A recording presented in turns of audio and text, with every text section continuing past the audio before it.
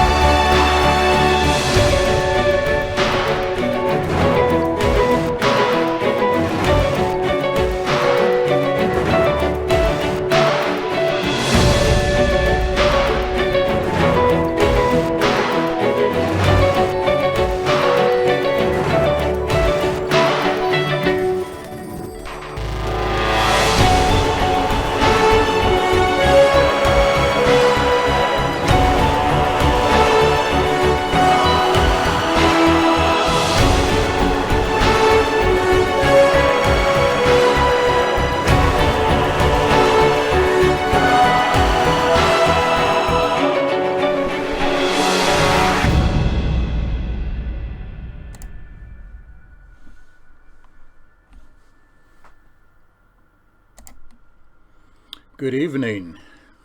We'll get started just a moment or two early here, just to check the camera and the sound. Let me know if you can hear me okay. Double check all this. Looks like we're doing all right. All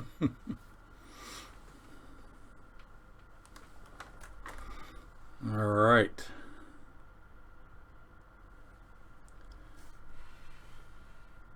Yes, indeed, Sharon. It is cold here. Definitely. Wow. Below zero. It's not cold until it's below zero, Greg says. All right. Very good.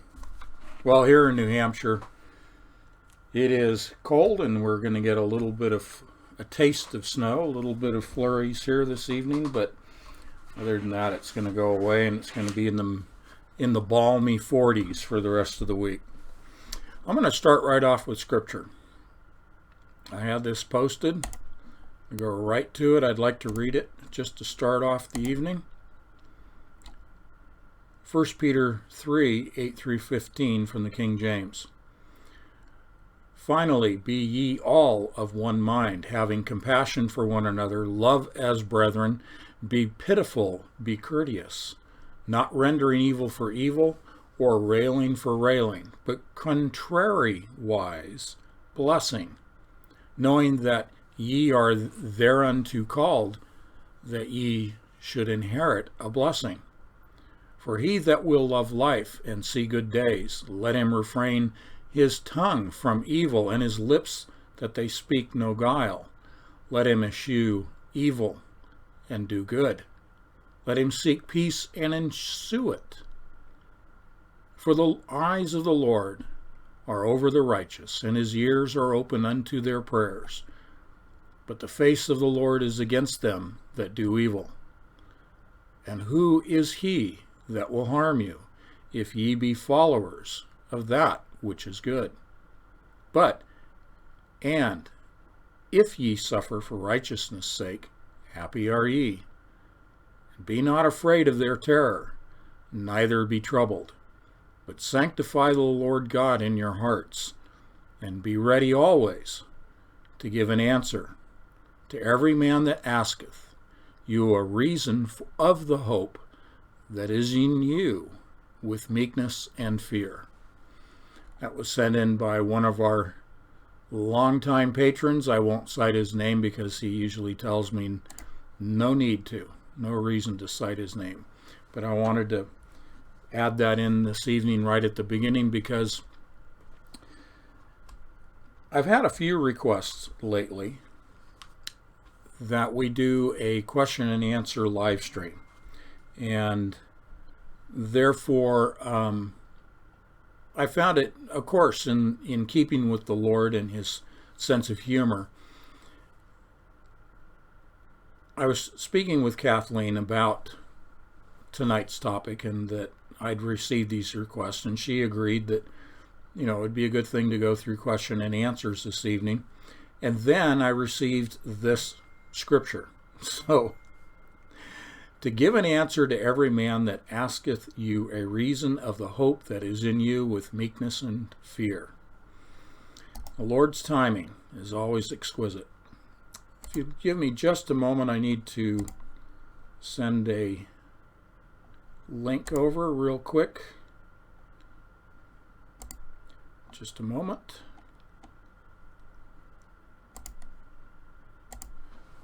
Alrighty. There we go.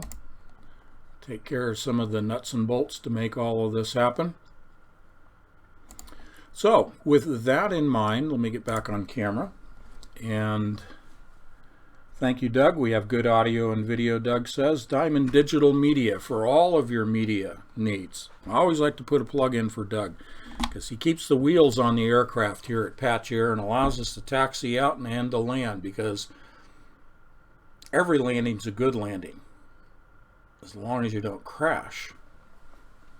Okay. Good evening, Dr. Darnell and Sharon and Sherry and Meredith.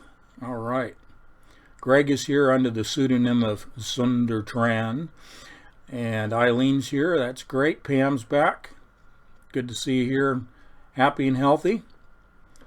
And let's see who else we have going on. All right, there it is. Okay, so who was the first one in here this evening? We had Tamara's back. That's who I was trying to remember. Thank you for joining us again after a week's absence. So, if you want to, go ahead and post your questions in the chat room, but barring not having a sufficient number of questions, I do have quite a bit prepared. I do have quite a bit of material prepared because I always bring in more than I expect to have time to cover. Sorry about these texts, just trying to get the last minute things going on. Well, we missed you too. All right. So Doug and I are working on just kind of some of the continuity. Doug and I did a very introductory quantum computing, quantum mechanics 101 that we did for Dane Wigington's organization, geoengineering.org, regarding the weaponization of weather as a weapons system, and the aerosolized spraying, the chemtrails, the spraying that is continuing to go on, and weather modification in general, and tying quantum computing, because of its modeling, its pattern recognition and modeling, to the modeling of weather in terms of a targeted weapons system employing quantum computers.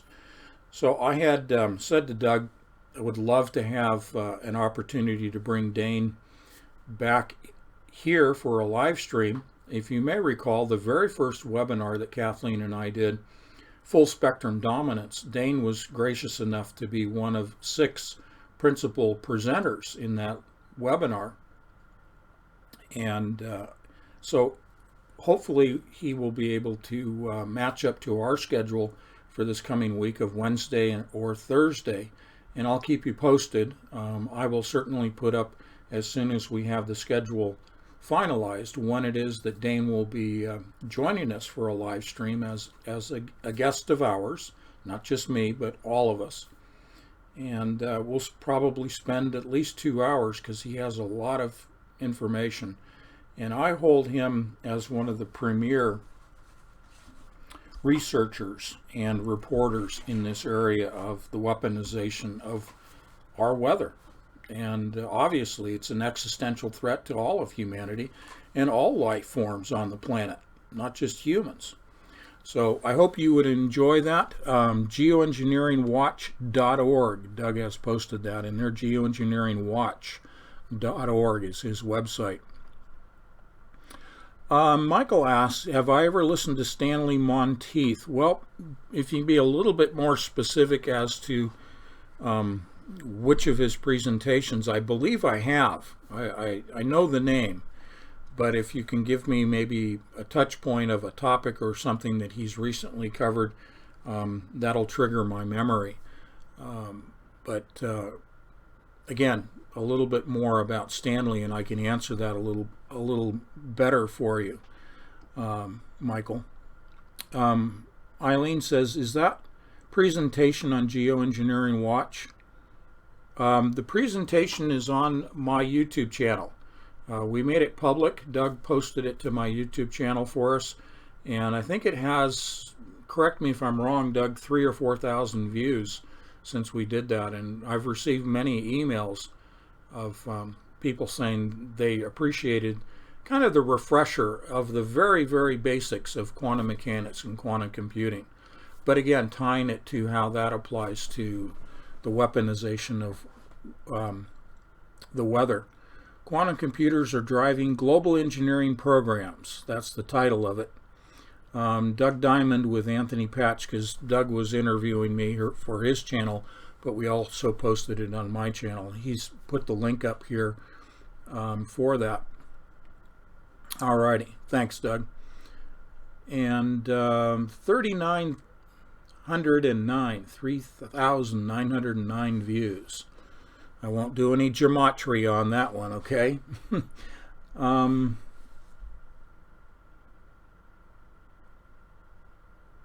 Sharon is saying that Doug's presentation, I had Doug on our live stream, the last live stream, to discuss his 4-part video series that he did, including the work of Ron Wyatt, and Sharon is complimenting him on that, as is Sherry.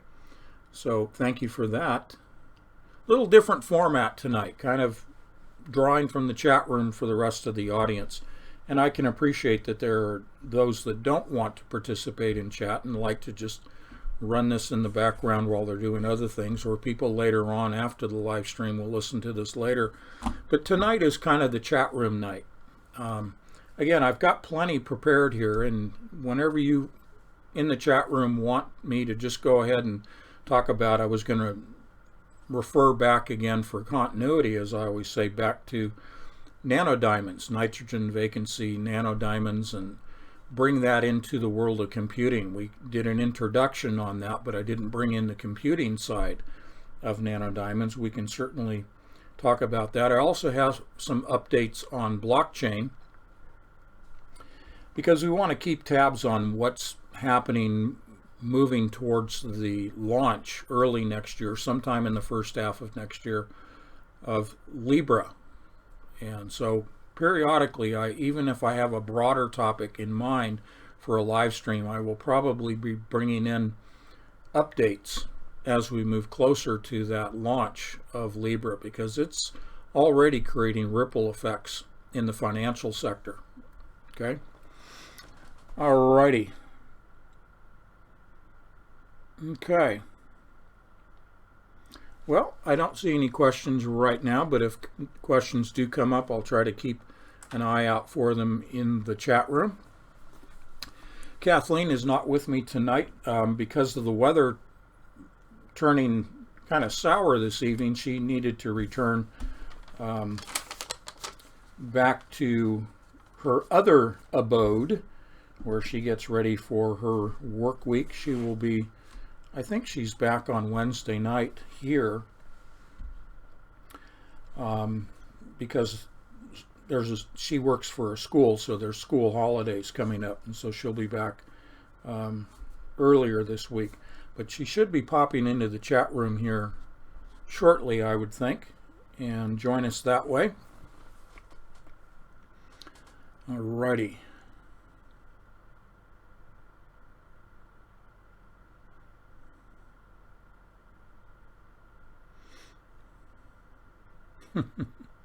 Hello, Carol. All right.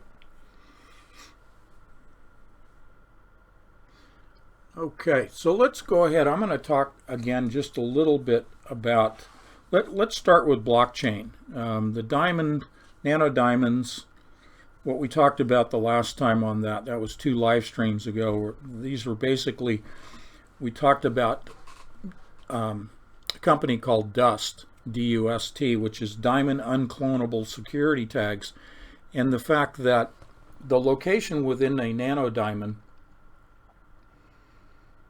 of the nitrogen vacancy, and there's actually 2 locations within the diamond.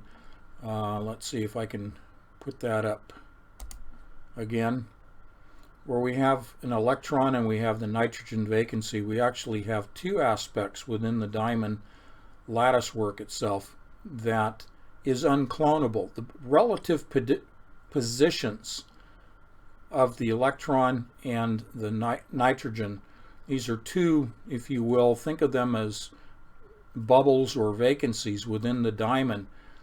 You cannot reproduce the exact location. And then when you manipulate those with a electromagnetic source, you can actually move those, but more importantly, when you pulse a laser into this vacancy, it fluoresces, it glows with a specific color, a specific wavelength of color. And is that produces its identity.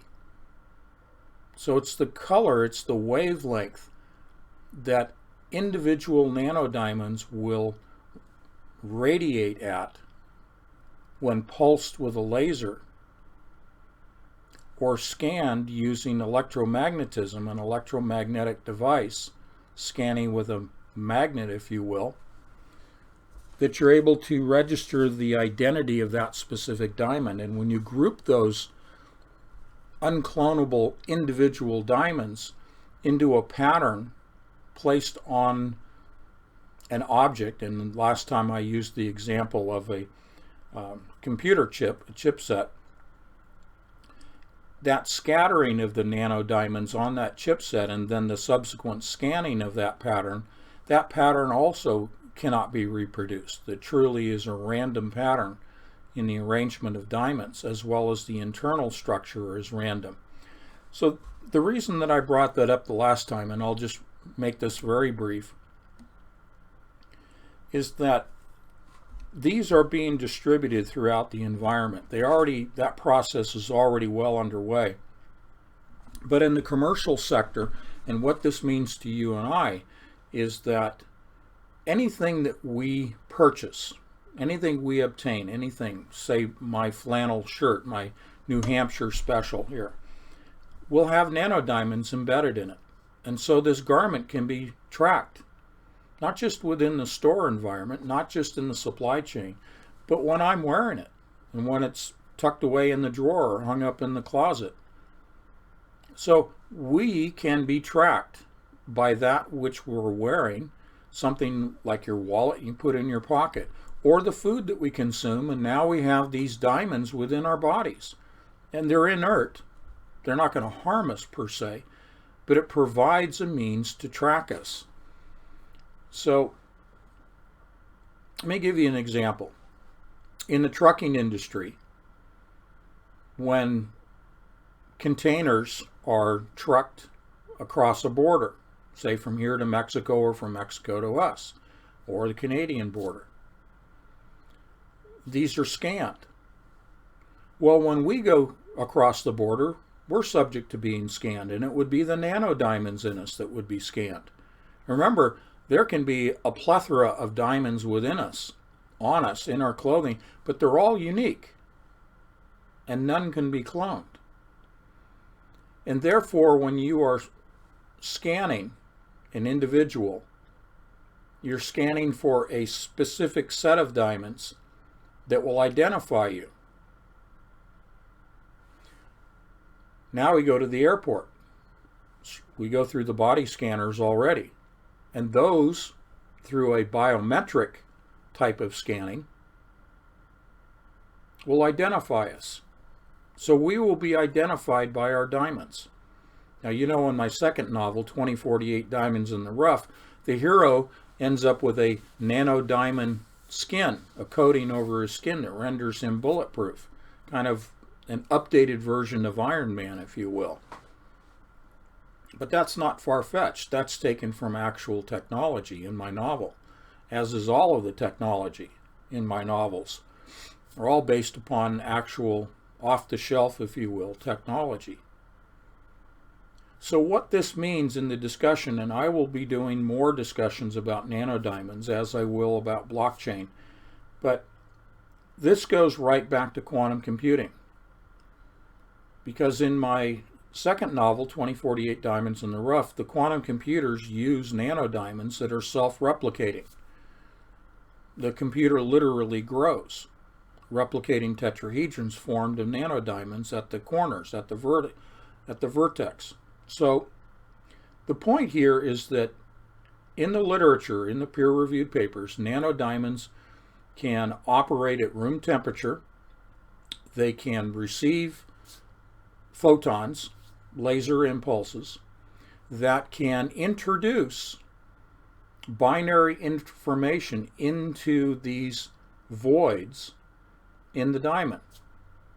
And as long as the diamond remains intact, so the information. So for data storage, diamonds are ideal because of this stability, indestructibility, if you will.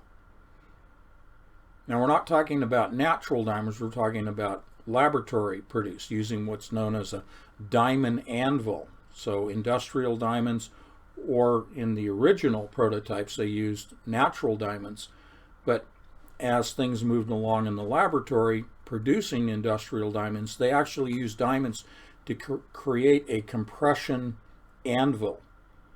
And because it's the hardest substance that man has created, diamonds, the pressures within this anvil allow the production, by compressing carbon, the production of more industrial diamonds. So these diamonds can receive information carried by photons. We get into things like the ground state of the spin, but I won't get into that tonight because this isn't really our nuts and bolts night. Thursdays typically are, like last Thursday. But it's the ground state of the spin of these voids, these vacancies, that can then receive binary information by changing the spin. We always talk about upspin and downspin. That upspin could be a 1, it could be a 0, but we just, however you assign it, let's just say upspin is a 1 and downspin is a 0. And when you change that spin, you now have imparted that state inside the diamond. So if you changed it from its original state of 0, which is 1, for our example, to a downspin, which now is a 0, you've essentially transmitted a 0 inside that diamond, and it remains stable. Now it can also transmit that same state, representing a 0. It can transmit that state, again by photons, to another nanodiamond. This is room temperature quantum computing. That's the simple introductory level. I presented this in my novel, 2048 Diamonds in the Rough. Room temperature nanodiamond quantum computing in a 600 cell tetrahedral configuration. The point I'm sharing with you here is that we don't have to have a quantum computer that achieves superconductivity by supercooling, by cryogenics. Nanodiamonds can be used for room temperature quantum entanglement, therefore quantum computing. They represent qubits, the nanodiamonds. Again, this is all in the literature, but I'm showing you way ahead of time, excuse me, that this is where quantum computing is going. Now I know this because I've read the research, but in the popular science magazines, if you will, like Nature and Scientific American, I consider those more at the sort of those that are interested in science but still in the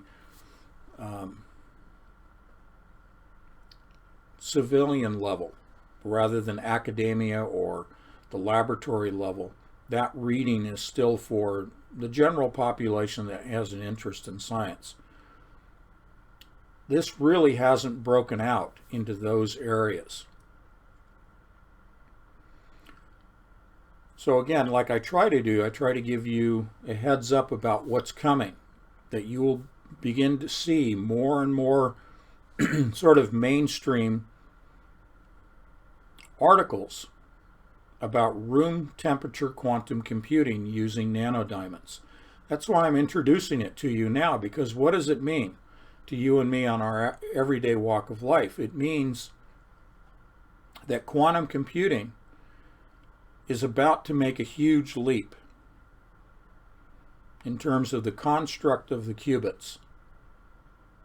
Right now they use niobium as the superconducting material for the electrons to flow.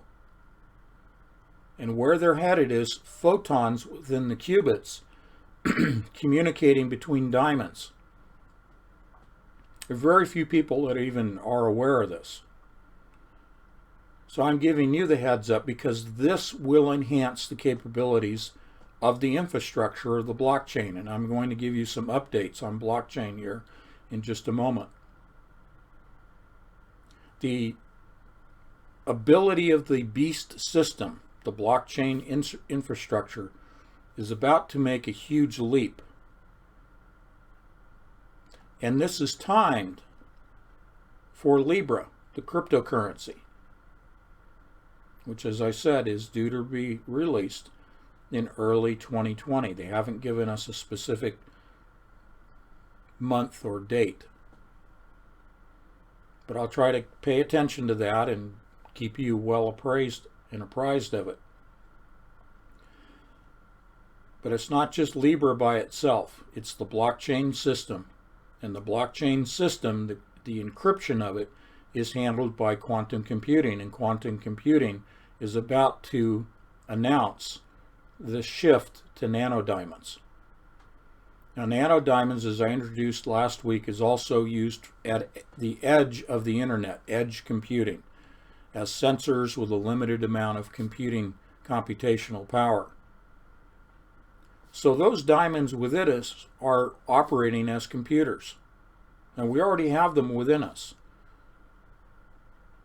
So most of the discussion of nanodiamonds right now is in supply chain tracking for the benefit of manufacturers, the shippers, the retailers or the manufacturers at the end that are receiving goods, aircraft manufacturers, things like that. And then it moves to the consumer if it's in a retail environment. So this affects everybody, but it's not just supply chain management. That's the bulk of the media attention that's beginning to break out into, the common conversation. But realize it's more than just supply chain management. What it boils down to is being able to track us. And if they can track us every moment, everything we're doing, then they're able to better control us, which is really what they want to achieve.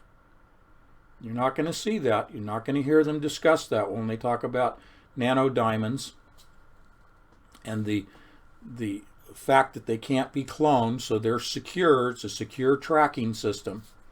They're not going to talk about that being applied to humans. That's the 180 that we apply to it. So definitely an integral part of the beast system. Okay? So let me check and make sure I haven't missed anybody's.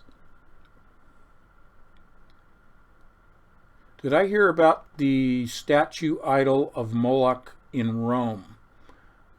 No, I didn't. Carolyn, the Noahide laws, we did a live stream. If you'll go back into the archives in the patrons area on my website, we did one specific live stream on the Noahides, and then following that, there were updates that were kind of sprinkled into other live streams. But we did one specific, Kathleen and I presented, and we also did an interview with Deanne Loper, author Deanne Loper. So there are two specific live streams, and those would be really beneficial to you in terms of discussing the Noahide laws. The statue idol of Moloch in Rome. Carolyn, are you talking about the Arch of Baal? B-A-A-L, Arch of Baal? That's been moved to numerous locations around the world, one of which was New York. I know it was in Rome I think it was about 18 months, 2 years ago it was in Rome. And that was 3D printed. That was a construction industrial 3D printing system that created the blocks to assemble that reproduction, because the original was destroyed by ISIS, supposedly. Okay? But that is the Arch of Baal, and I think that's also what you're talking about. Which episode of Stargate is that? I want to go I'll catch up with you guys.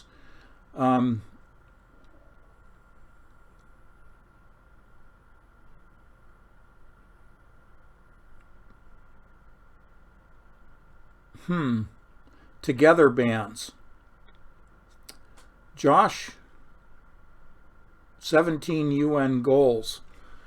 Are these the 2020 and the 2030? Are these the 2030 goals of the UN? I haven't heard of these, the together bands.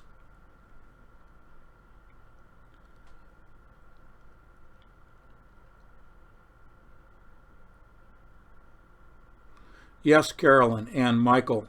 I'm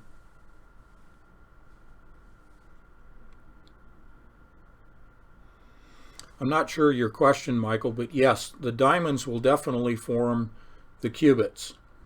Again, deleting out the metal, niobium, which is a superconducting, once it's cold, superconducting wire, which forms Josephson junctions within the qubits, and then the interconnecting of qubits.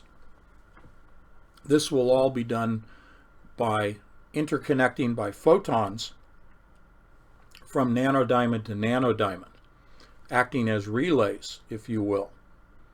So we're talking about quantum communication, and a lot of times the terminology of teleportation, the word teleportation is used. The quantum teleportation from nanodiamond to nanodiamond. Well, this is not a physical teleportation in the Star Trek sense. This is simply transmitting the state, the spin, okay, of the electron. Remember, we have a nitrogen vacancy, a void, and next to that, in the diamond, we have an electron. It's the spin of the electron. That state is then transmitted. It's carried, that state of up or down is carried by the photon to the next diamond, and that is the room temperature teleportation teleportation of information. The information's a 1 or a 0, spin up or spin down, that is being transmitted. But they like to throw teleportation out there because it sounds sensational.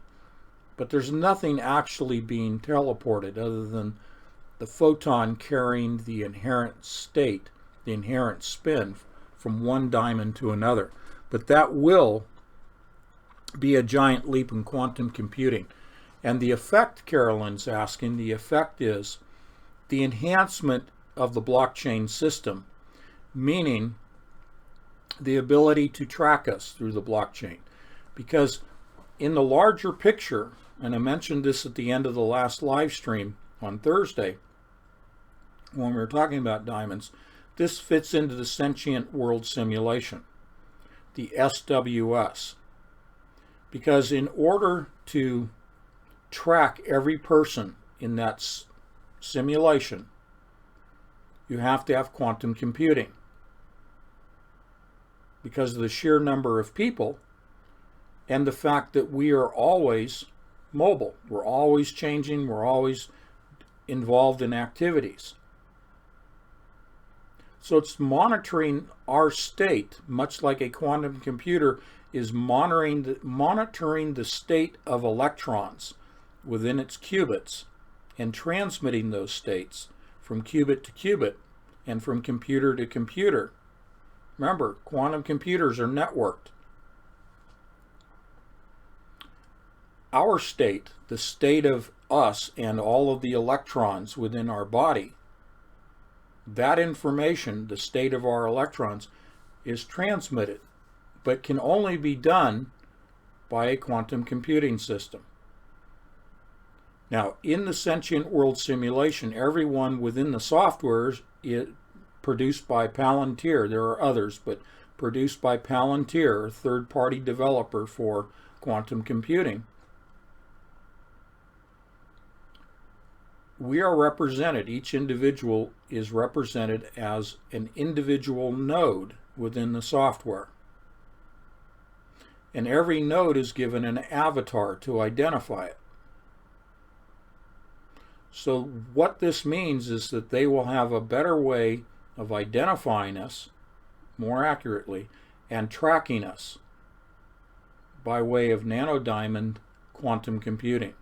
So that will be a huge leap for that system. Okay?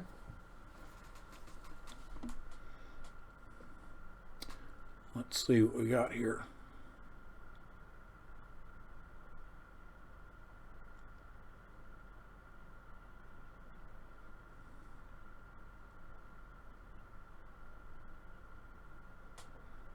I'm just going back in the chat room here. Can you determine when these nanodiamonds were first released into our environment? Was wondering how long this has been going on. Question from Meredith. Well, I know that in 2010, before I wrote my first book, Covert Catastrophe, I published it in 2013. I was reading about nanodiamonds back in 2010. So we know that what we read, even in the peer-reviewed literature and in the white papers, and what is published in the journals, is really obsolete information. We know that it's already been years in development and years in application before the public, and I mean the scientists themselves, are allowed to publish in their peer-reviewed papers, in white papers, so to speak, that it's already been implemented. So well before 2010, when I was first reading about it, nanodiamonds have been deployed out into the environment. So that gives you some sense of how far along things are. What's really enhanced this has been the ability to apply the diamonds to the quantum computing arena. So now you have classical computers tied into nanodiamonds, but for more of a prototype, more of a beta testing scenario to see if it would work. But now with the quantum computing that's been around, I mean, the prototype, to my knowledge, again, first public information was in 2009, 2010. The prototypes were made known to the public of quantum computing, specifically from D-Wave systems. So at least for 10 years, the diamonds have been out there. And now we're seeing how this is augmenting the quantum computing arena. Alrighty. Moloch statue erected in front of the Colosseum in Rome, and the Pope approved. Okay.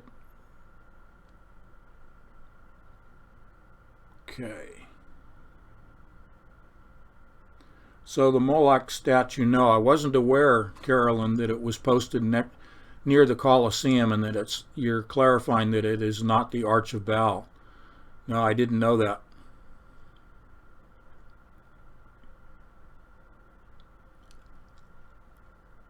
Okay, thank you, Michael, for the update on Dr. Monteith.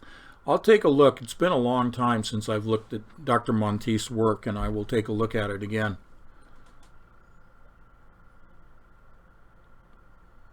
Thanks, Doug, for posting that.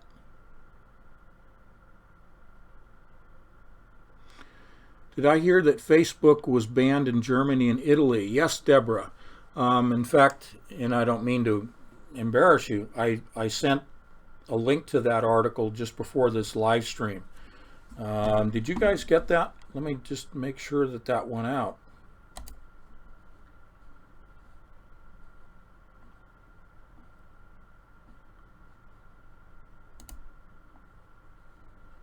Make sure that that.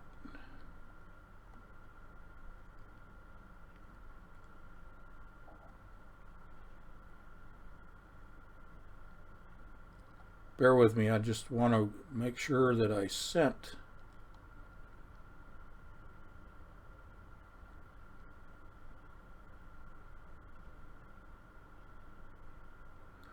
Yeah, I did. I sent it out at 4:08 p.m. Eastern Time, France and Germany. Now that's actually an article from, I think, back in September. But again, the point here, let's go ahead and address this. So Deborah, Facebook, we're talking about Facebook Libra, and just to step back just a little bit, because we covered Libra in the November issue of Entangled magazine, and we did a couple of live streams on this, but For public consumption, the public persona of Libra is Facebook. But Facebook is only one of 28 founding members of Libra. So I would encourage you to take a look at the November issue of Entangled, because I show you all the players that are involved that we're aware of at this point. But the founding members, the list of organizations, the people, the countries, the companies that are involved in forming Libra. So Libra number one is not Facebook's cryptocurrency. That's for public consumption. That's for theater. Number two, Libra itself, France and Germany are saying that they want to ban, because the position of those governments is that you cannot come in with a privately created currency and displace a sovereign currency. Okay? Again, that's theater.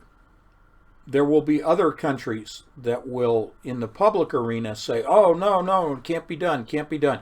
You're violating the sovereignty of our nation, because this is what they even cited in that article, was that it goes beyond the currency of the sovereign nation.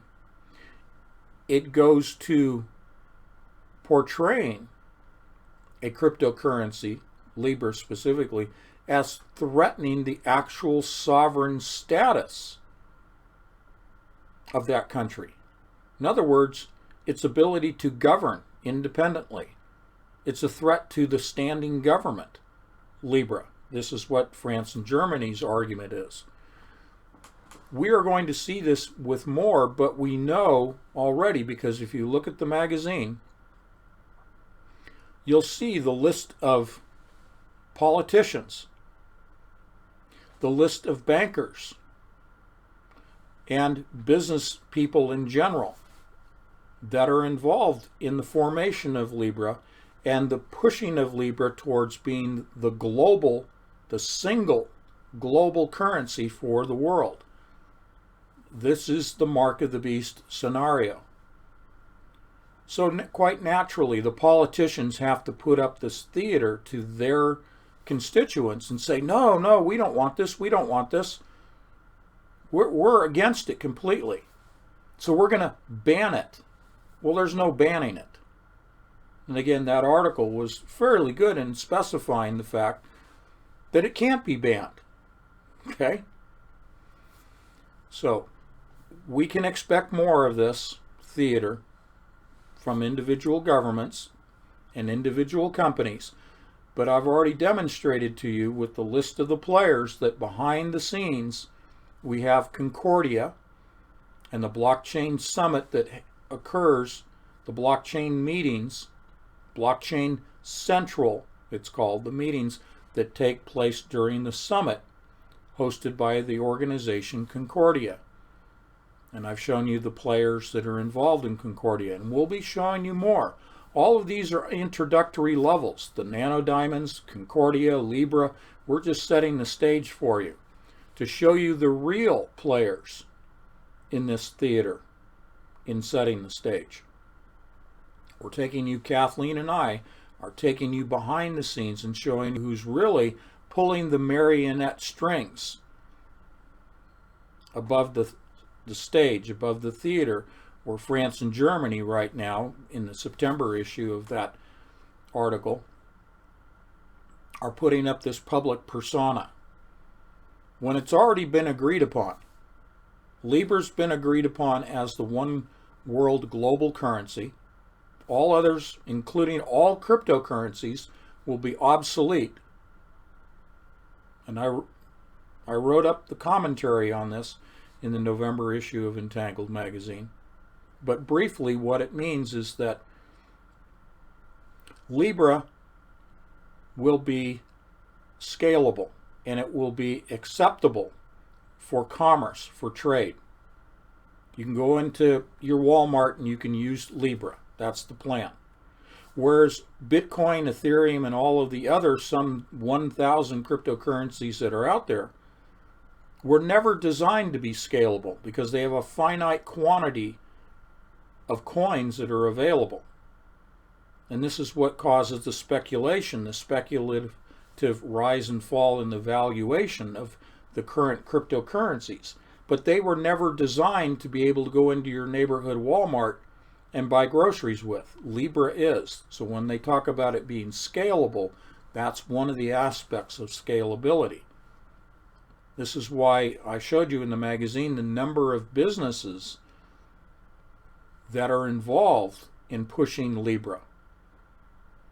So again, it's fairly complex. So I've devoted a couple of live streams to this. I don't want to go deep into it tonight. I want to get to questions, but read the November issue of Entangled.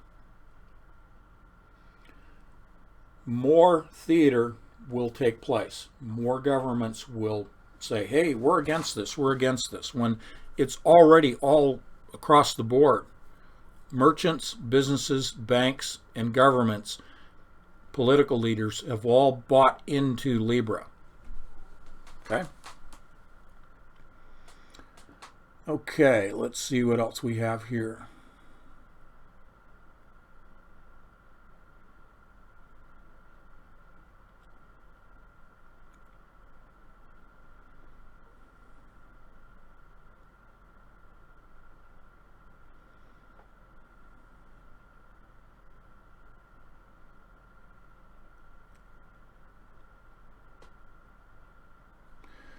Carolyn asks, do you know of Paul and Peter Lalonde, the tech gurus? Nope, I don't. The tech gurus sounds good. Is that a YouTube channel, Carolyn? Can you get back on Clyde Lewis's show, Coast to Coast interview? Boy, Carolyn's got all the questions tonight. First of all, Clyde Lewis show. Clyde is in Portland on the West Coast, and he broadcasts Pacific time, which means that when I have been on his program since I've been here on the East Coast, it doesn't conclude until 1 in the morning, and that's pretty tough for me. Clyde Lewis was the first terrestrial radio, broadcast radio program to invite me on. And I was living in Portland at the time. Clyde didn't know that I'll give you the backstory. Clyde didn't know, his producer didn't know that I actually was a resident of Portland, and that's where his broadcast studio is located. And she was nice enough to email me, but I said, hey, I'm right here in Portland. Could I invite myself into the studio for a live interview? And of course they said yes, and Clyde and I hit it off right from the get-go. We had a great time. I was in studio for 5 hours with him because he broadcasts 5 hours every day. I don't know how he does it. I couldn't do it. But I think in total I've been on the air with Clyde 5 or 6 times. When I was living in Portland, we did a couple of what he called Ground Zero University, and it was just me and Clyde. And I was talking CERN and quantum mechanics and quantum computing, and I was visited by 2 individuals from the intelligence community following the second Ground Zero University event that Clyde was hosting for me. And these 2 individuals approached me in the parking lot.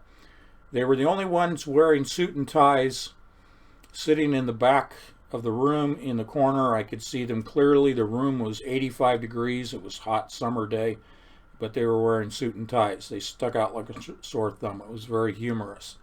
I smiled and nodded to them before I even began my presentation from the podium, and they smiled and nodded back. And then they approached me as I was going to my car and said, we like what you're saying, but we'd like you to stop saying it. So I took about 4 months off because it was a shot across the bow. I got the message. But then I decided, you know what, you guys, I don't operate on a basis of fear. So I started broadcasting again, and Clyde invited me back into the studio, and we did some more broadcasts. But now, because of his earlier hours on the West Coast, it makes it really tough for me to broadcast with him for those late hours. So I might at some point, maybe I'll take a nap someday and stay up late for Clyde. But he and I remained friends, and we were in contact. And he was on the very first webinar. I mentioned Dane Wigington was one of the 6 speakers, so was Clyde Lewis. He was nice enough to present in that very first webinar, which you as patrons have free access to. It was full spectrum dominance, okay? Sun Tzu, The Art of War, full spectrum dominance that Kathleen and I did. It was the very first webinar that she and I did, and we weren't even married yet. We were just getting to know each other. So there's the backstory on the backstory. Coast to Coast interview you asked about, Carolyn. It's interesting. When I concluded that very first in-studio interview with Clyde, and we had a great time, he said to me as we were leaving the broadcast booth, he said, "You can expect a phone call from Coast to Coast, from George Norrie. This is right up his alley." Well, that was in 2015. And I'll share with you, because you guys are, we're all friends here, and this is our little group of patrons. About 8 months ago, this year, I received an invitation by way of email from Coast to Coast, from the producer. And I politely declined. I declined going on Coast to Coast. Yes, it would have been very good exposure, but what I sensed was I was being set up for what you probably have heard me say this before, ambush journalism. And this has happened to me on a variety of shows where someone will invite me to come on, and rather than being genuine, they are disingenuous. And they try to set me up for failure. Ambush journalism. I won't go into all of the reasons why I declined it, but just suffice it to say I politely declined, and I will continue to politely decline any invitations from Coast to Coast. Okay? Alrighty.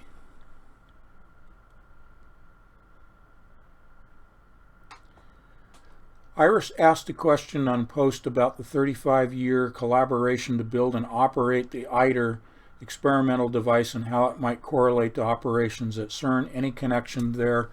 Another portal. Okay, I did get that question by way of email, and I am prepared for that.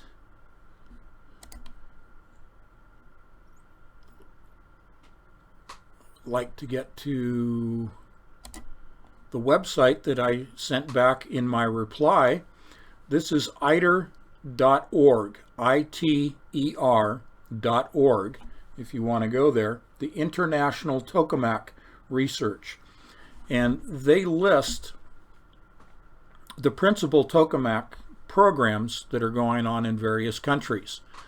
The question was posed to me if this was a weapons development system that would be related to CERN, because it was located, this particular tokamak was located in Switzerland. My answer, before I get too deep into this, is no. This is not a weapons system.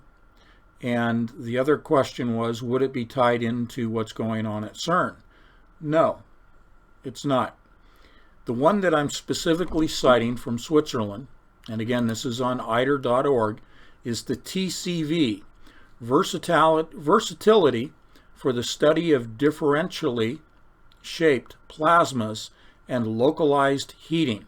TCV is a variable configuration tokamak for the study of differently shaped cross-sections of the plasma run by the Swiss Plasma Center of the EPFL in Lausanne. The mission of the TCV program is to apply its highly specialized capabilities, plasma shaping, versatile electron cyclotron heating, measurement and control systems, to the exploration of the physics of magnetically confined plasmas. TCV supports ITER and also explores the way to a prototype fusion reactor. So again, this is a completely different type of system that doesn't lend itself to weaponization. And I'll give you the simple reason for that statement, and that is this is a magnetic confinement vessel. You have magnets that are focused inward.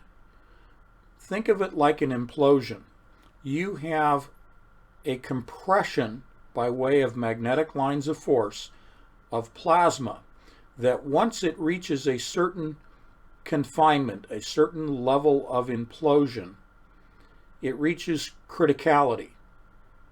And that criticality results in a heating that then can be applied, that heat can be applied to the production of electricity.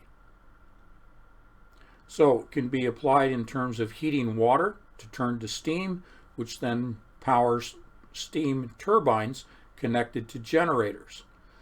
The goal in all of these ITER, in all of these fusion reaction experiments, is to produce more electricity, more energy than is input. So the output is greater than the output.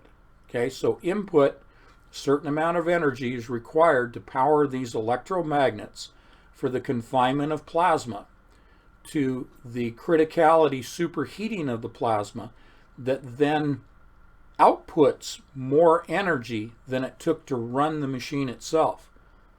To date, none of these tokamak devices, these plasma fusion systems, none of them have achieved the point of outputting more energy than it takes to run the machine. Again, this cannot be adapted into a weapons system because of the confinement of the plasmas by the magnets. So let me give you an example. When you have a plutonium bomb, a nuclear bomb based on plutonium, you have uranium that is used to confine into a ball from all directions in a spherical implosion using uranium of the plutonium, so that that plutonium reaches a point of criticality in which it then explodes.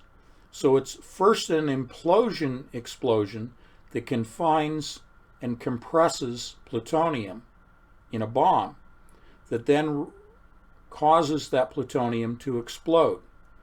The same kind of spherical, from all directions, confinement of plasma, but instead of using uranium or a high explosive material compressing uranium, which is what they did with the first bombs, rather than an explosion inward, which is an implosion of material to then cause an explosion, you're using magnets, electromagnets, to focus the plasma inward from all directions. It's that careful, focused simultaneously of magnetic lines of force that does not allow itself to be used as an external application, as a weapon system, because you would lose that focus that causes the criticality of the plasma in the first place. The criticality being the heating due to the focusing from all directions outside. And when you look at these devices, you'll see that they're spherically arranged.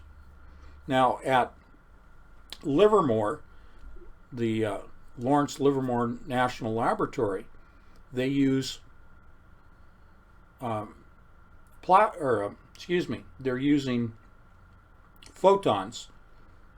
They're using lasers in a spherical arrangement of lasers to focus those lasers on the plasma to achieve that criticality for that heating.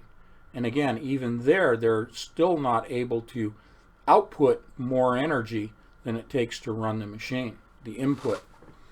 So there are a few others. I'll just list these really quickly from this website, these other tokamak research centers, but these are not weapons programs, and they're not tied to CERN. China, Europe, India, Japan, Korea, Russia, and the United States. So I won't read all of these. You can go down through iter.org, and you'll be able to find this under the Science tab, all of these tokamak research projects that are going on. Okay? Alrighty, so Susan, I hope that answers the question.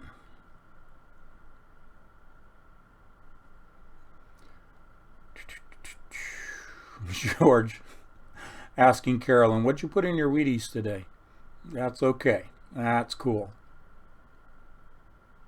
So, no connection to CERN. Since CERN was brought up in that question, before we move on, let me give you just an example of where another experiment, but this is at CERN, another experiment that I've talked at length about, and it's in the early issues of Entangled magazine back in 2017, was Awake. This is a linear accelerator, and it obtains pre-accelerated protons from the super proton synchrotron, the SPS, in the daisy chain of accelerators. And it's the last ring base, it's a synchrotron, last accelerator that then injects its pre-accelerated 400 giga-electron volts, pre-accelerated protons into the main ring of the Large Hadron Collider, which then has two oppositely traveling streams of protons. Okay? Well, rather than injecting into the main ring of the LHC, they will then inject from the SPS at 400 giga-electron volts pre-accelerator protons into a linear accelerator, and the tube itself, the chamber itself, is 10 meters long. The entire apparatus is 30 meters long. This is Awake. This is a plasma wake field accelerator. And the analogy is a surfer surfing on a wave is the proton. The surfer is the proton's the surfer, on the face of the wave, which is a plasma wave, which is being propelled forward. So you have surfing protons, as I like to say, that are pushed by wave after wave after wave, accelerating them. Now they can achieve within 10 meters 1,000-fold acceleration over and above what can be accomplished in the 17-kilometer main ring of the LHC. A much more efficient accelerator, and I've been presenting this for 4 years now, the Awake linear accelerator will be tied in with the main ring synchrotron at CERN of the LHC. And at the center point of the main ring is what's known as the North Area Impact Point. It's a dead end, and it's a straight beam line, which is done all the time with synchrotrons. Radiating out from the ring are what are known as beam lines, straight lines that terminate, and these are for experiments. Well, unlike radiating outward from the ring, this is a straight beam line that moves towards the center inside the ring of the LHC and has an impact point where they run experiments. Well, it is that point within the main ring where they will open the portal. They will do that by conjoining the main ring with Awake, the linear accelerator, in order to achieve 20 peta-electron volts, not tera-electron volts, but peta-electron volts, and that will open up the abyss at the center point, the North Area Impact Point at CERN. We've not talked about CERN because they've been shut down, and their high-energy collisions will resume according to their schedule in 2026. Probably earlier. They're not going to tell us exactly when they go to high energy, which is called the high luminosity LHC in 2026. Once they get done upgrading the magnets, they're moving from magnets that are of a material called niobium and titanium to niobium and tin. And these are rated at well over, they will say, from 10 to 15 Tesla. But when you read the literature about the material and the prototypes, the experimental runs with the niobium tin formulation of the magnetic wire that forms the coils of the dipole and quadrupole magnets of the main ring, confining and steering magnets, they can run up over 20 Tesla. And they can also achieve, instead of in the tera electron volt range, TeVs, they can hit peta-electron, quadrillions of electron volts. Okay? So, kind of a tangent, but I hope that helps with that question. All righty.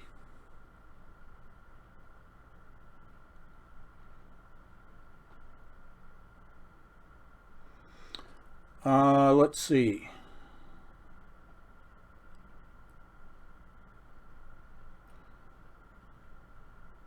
Sundar Tran, don't think nanodiamond equals smart dust. They're different. Actually, nanodiamonds are smart dust.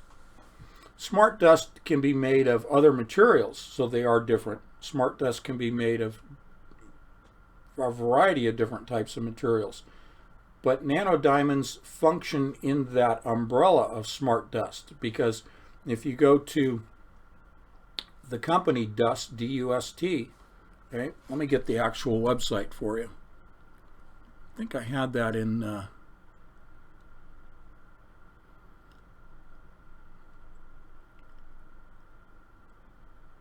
No, I don't have it in here. So let me go out to the internet.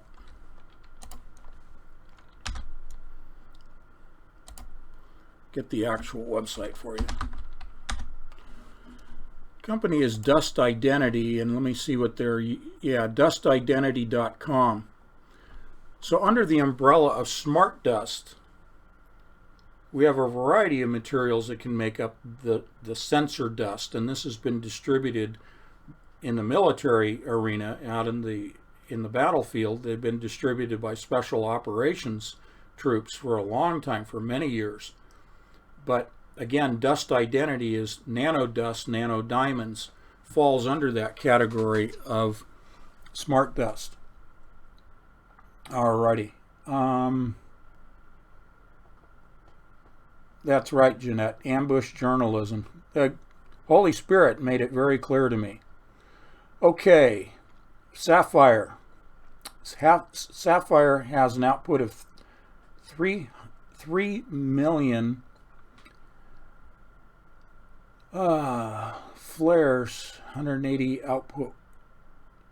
Yep, okay, so we've talked about Sapphire here before, Josh. Let me, Monty Childs is the lead engineer on that, and Monty and I have conversed over the years by email several times, and Sapphire is tied in with the Thunderbolts project.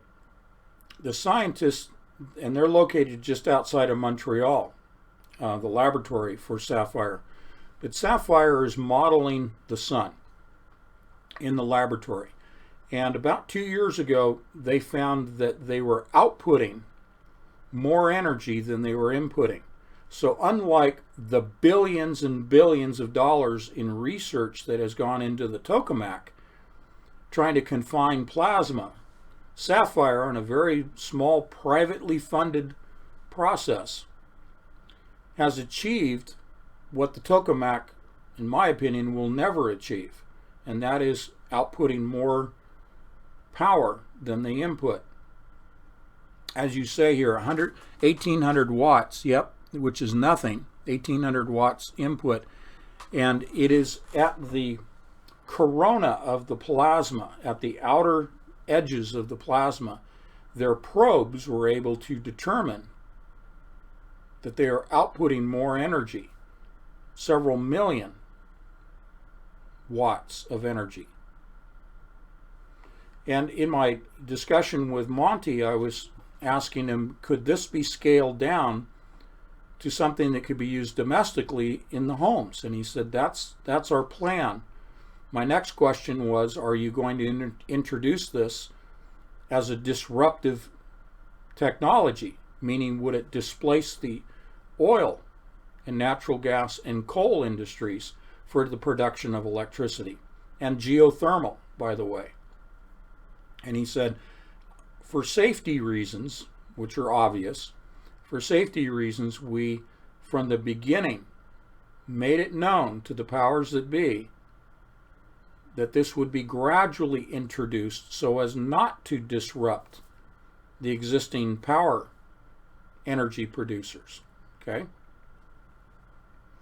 But the final analysis and statement by Monty was, certainly small home-sized domestic units of Sapphire, which employs plasma, okay, could easily be built given enough time and research and development. But in theory, it's very feasible. So what they're doing is they're taking a chamber that's filled with plasma, and they have a catalyst in the center, and they introduce electricity into the catalyst, and there's a reaction that then produces Birkeland currents, these lightning bolts. If you've ever looked at the toy glass ball and you put your fingers on the glass and you get these electric lightning bolts that come out from the center, that's virtually the same thing that Sapphire is doing. Okay? But they found, and you may not have heard this, they found that their catalyst in the center, the spherical anode actually is what it is. The outside is the cathode. But the anode, once that was consumed, and it was a perforated anode, once the anode was consumed, they found that the plasma reaction at the cathode level that was outputting more energy than the input, the output of energy was continuing because the plasma was drawing in energy from the ether, from the surrounding plasma. Remember, Tesla said that surrounding us is the ether. It's everywhere. This is the basis for the Thunderbolts presentations about how the cosmos operates, in that the cosmos, the universe, is filled with plasma. It's a conductive medium, and it is an electromagnetic universe, not a gravitational, electromagnetic force that is behind the mechanics of the universe, not gravity. Gravity's 10 to the 39th power, weaker than electromagnetism. So this is a conduction of charged particles through a conductive medium, which is plasma, that Sapphire was experiencing. It was drawing energy from the surrounding plasma into the plasma chamber itself, thus sustaining this plasma reaction that was outputting energy into the millions of watts. In their simple, well, relatively simple compared to tokamak, relatively simple experiment. Now, it's modeling the sun, and what they determined with the probes inside their chambers of Sapphire, they determined that the interior was cooler than the corona, meaning that the sun, its heliosphere, and its outer surface of the sun is hotter than the interior of the sun. And from the few probes that have been sent near the sun, probing the sunspots, the dark areas, the sunspots, they have found, as far as they've been able to probe, and that's electronically probing, not sending a probe into the sun, obviously, but electronically, they've been able to peer 60 kilometers inside those dark areas of the sun, and they've found that the temperatures are actually cooler. So what Sapphire has shown is that the interior of the sun is actually cooler than the surface. Same thing they modeled in the laboratory. That debunks the hydrogen explosion theory, the fusion reaction explosion theory of how the sun operates.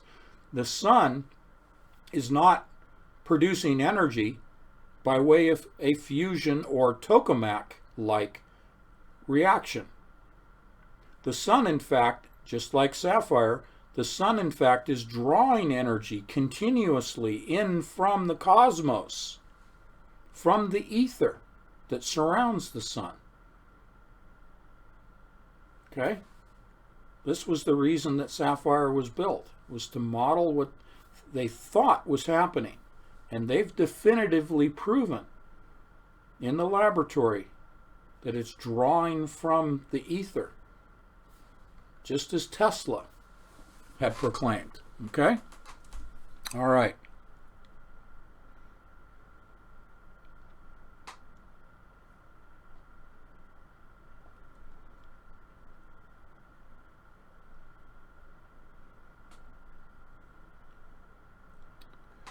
Okay, Carolyn asks, Anthony, have you heard of prison sentences that include gender changes for certain inmates? I've heard that inmates that request a gender... Let me take a drink here.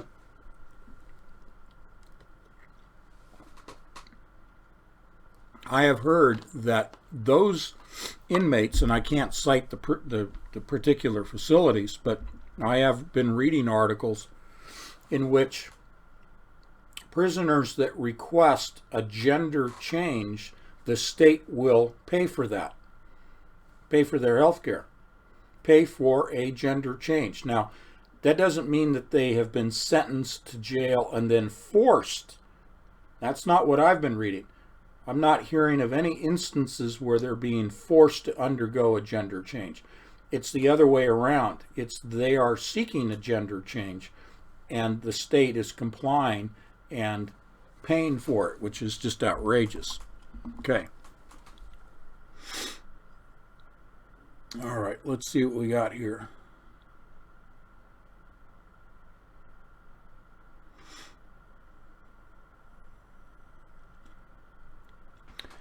Carolyn is saying, our Montana governor just vetoed a bill that was passed in the state to allow Sharia law to be practiced in our state courts.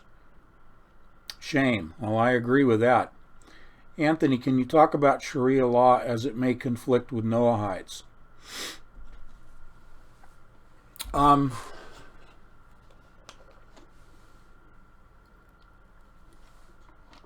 Sharia law is, its foundation is from the Muslim world, whereas the Noahide law is from the Talmudic Jewish tradition. So those are two completely different systems, legal systems, if you will. Now, I don't personally know that much about Sharia law, so I can't give you, bullet points between the two, except to say that they're from two different religions. Okay?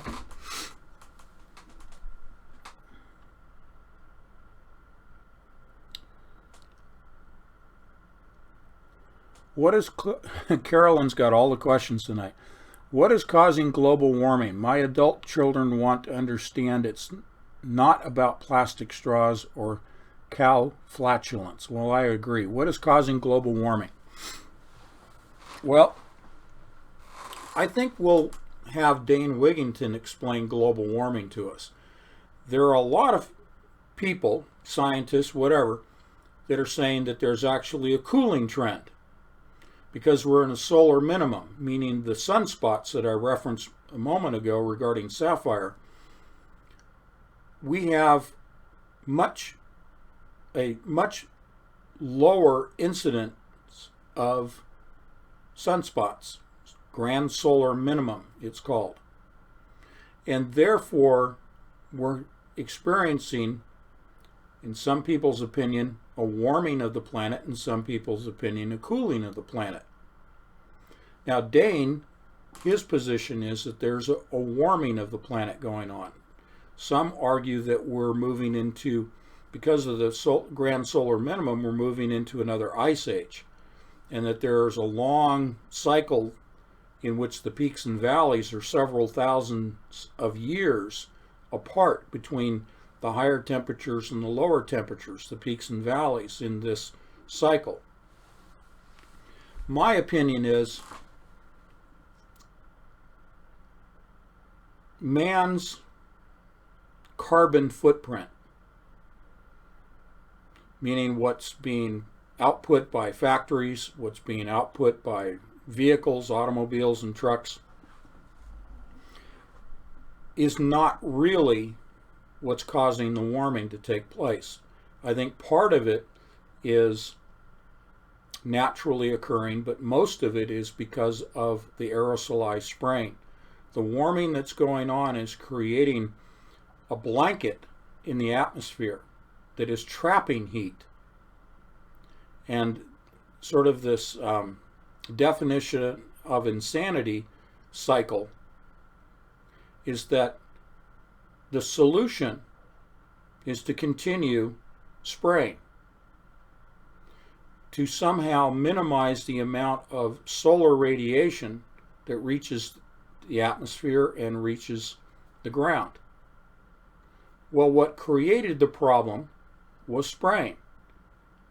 And the insanity of it is continuing the spraying, in fact, enhancing the spraying, to try to mitigate the problem that the spraying created in the first place. You follow me?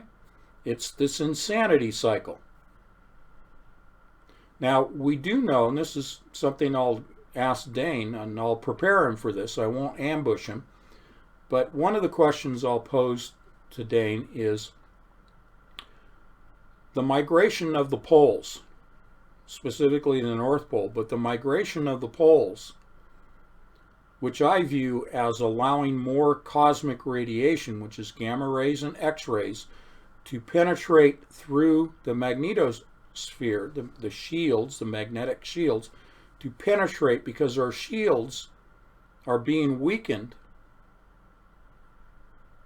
Okay? Greater penetration of cosmic radiation into the atmosphere and to the surface of the Earth is causing heating to take place. And that their twisted logic is to continue to spray the atmosphere to try to block this cosmic radiation, gamma rays and X-rays, from penetrating.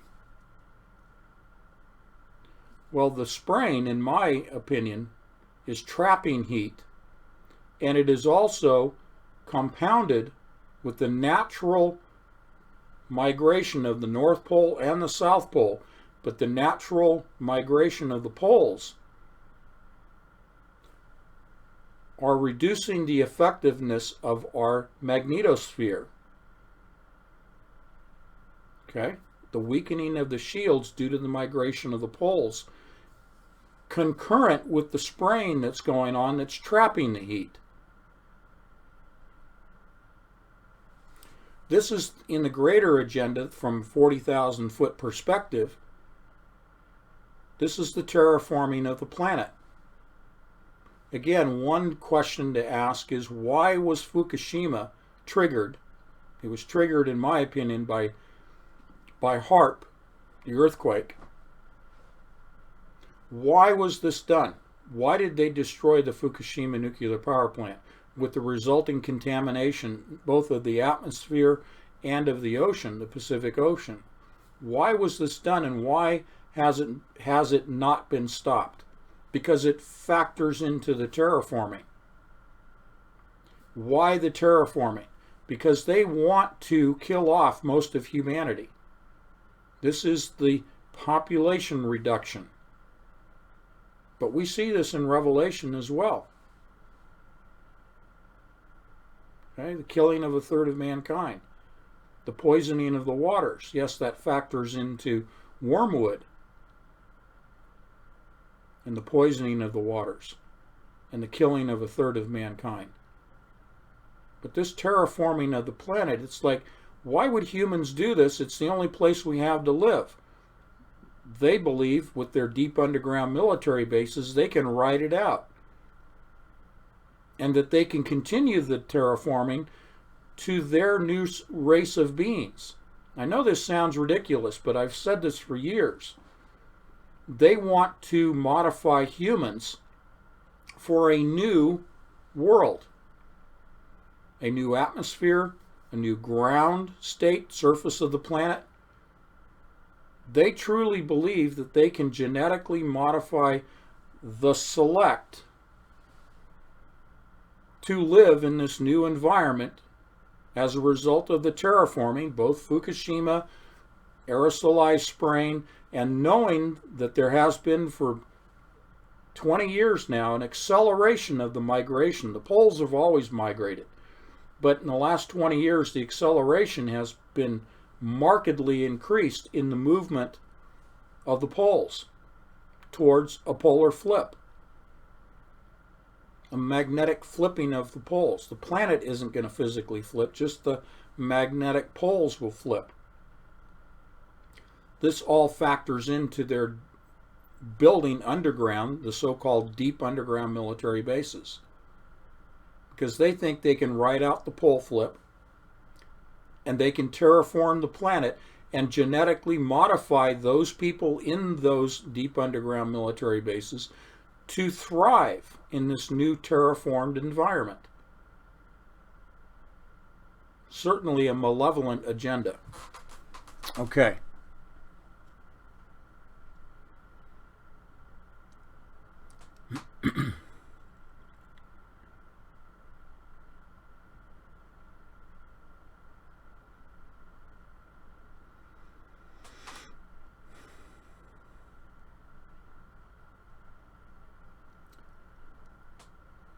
Okay, I'm looking at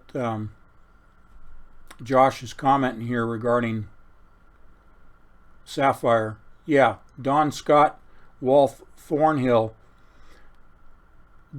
Don Scott and Wal Thornhill did not design Sapphire. That was Monty Childs and his team.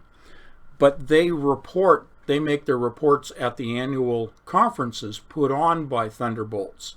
And a lot of the people that are involved in supporting the Thunderbolts research also are helping to support Sapphire. But it's principally Monty Childs. So if you go to the Sapphire website, just go to sapphire.com or sapphire.org, whatever it is. Type in Sapphire, S-A-F-I-R-E. It's not like the jewel sapphire with a P. It's S-A-F-I-R-E. And you'll see Monty Childs in the list of his team. It's a very small team. But Donald Scott and Wal Thornhill, they were the founders of the Thunderbolts project. Okay?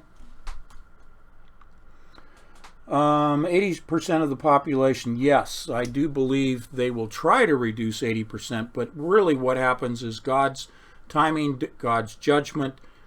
He takes care of the population reduction through his judgment, as we see with the opening of the seals and the bowl judgments in Revelation. Okay? Yes, Fukushima does continue to contaminate the planet, Susan.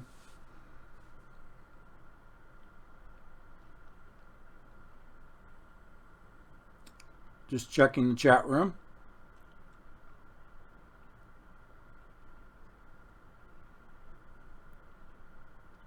How do we highlight each other's names here in the chat room? I think you guys can answer that for her. Monty built it based on Jurgen Scott and Thornhill's electric sun models. Yes, Josh, I would agree with you there. The Thunderbolts electric universe model. Okay? Electric universe model. And yes, the electric sun model. And then they went into the laboratory to further develop that theory through experimentation by building the apparatus, building their chamber and then their second chamber, and they will have a third and a fourth chamber eventually. I agree with you. Okay.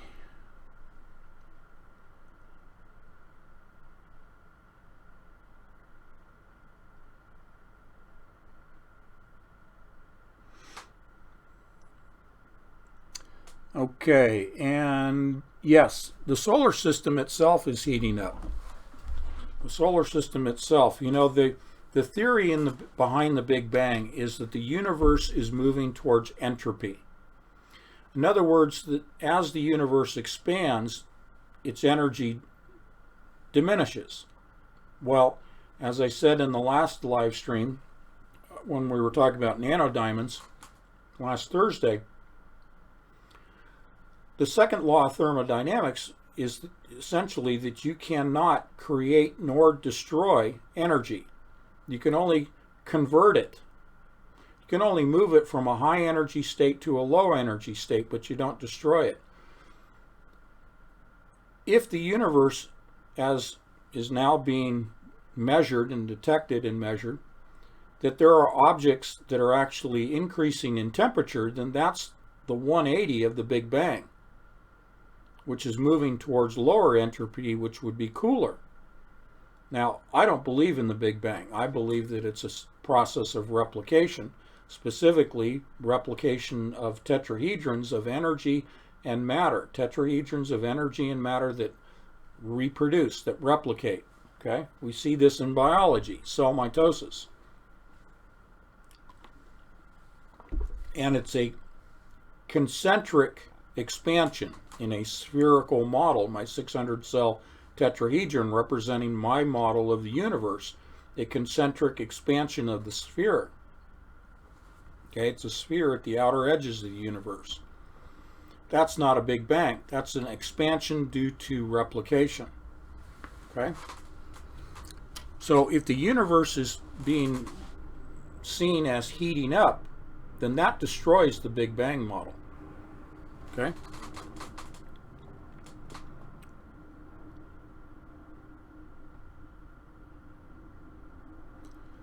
Okay. Let me just get back here.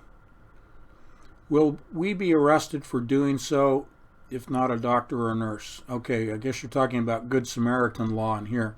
Okay, Good Samaritan law means that the average person who is not a medical professional, the average person, let's say you come across a automobile collision and the person is injured and you come over and you assist to the best of your ability. You're not a medical professional.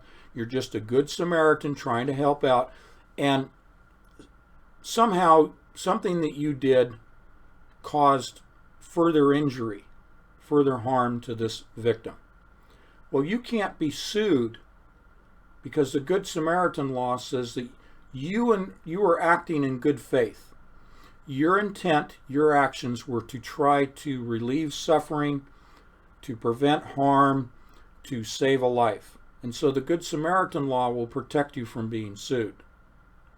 Okay? Now, I'm a retired paramedic, but when I was certified as a paramedic, I'm off duty, I come across a victim of a vehicle collision. I'm expected to act within my level of certification as a paramedic, to do everything I can. And I'm not going to have all my paramedic equipment, obviously. I'm just off duty in my car. I may not even have a first aid kit. But I render to the best of my ability with what I have at that moment. If someone wants to make a claim that I did something medically inappropriate, then I could be sued. I would then have to go to court and demonstrate that my actions were appropriate and they were within what is known as my scope of practice as a paramedic. Okay? So the Good Samaritan law does not necessarily apply to a medical professional. Now let's flip this around 180 degrees. Let's say I'm a certified paramedic, but I'm off duty and I see a motor vehicle accident and I fail to stop and render aid. I can be sued for that because I have a duty, an obligation to act. Okay? So that's a little different. Let me check my text message here. Libra, how it will become the one world currency. What will happen to our bank accounts? Okay, read the November issue of Entangled magazine because I explain that. But I will answer succinctly. How will it? Okay, your bank accounts. Bank accounts, your monies in your bank account, you will be given an opportunity through your bank to convert your currency that is in the bank, because essentially your bank account, it's electronic. We understand that. But it represents US dollars. You have the opportunity to convert your dollars into Libra. Now, if the banks want to stay in business, they electronically will need to keep in your account Libra cryptocurrencies. So you get a bank statement, printed or online, you get a bank statement and says you have $100 in Libra and you have $100 in dollars. Okay? Or $200 in dollars and $100 in Libra. That'll be the introductory phase, but eventually all the banks will go away. Eventually the US dollar will go away. Eventually it will be just Libras, and it won't be in a bank account. It will be in a Libra account. Now the beginning of Libra is set up for permissioned users. These will be the banks. These will be the manufacturers, the retailers.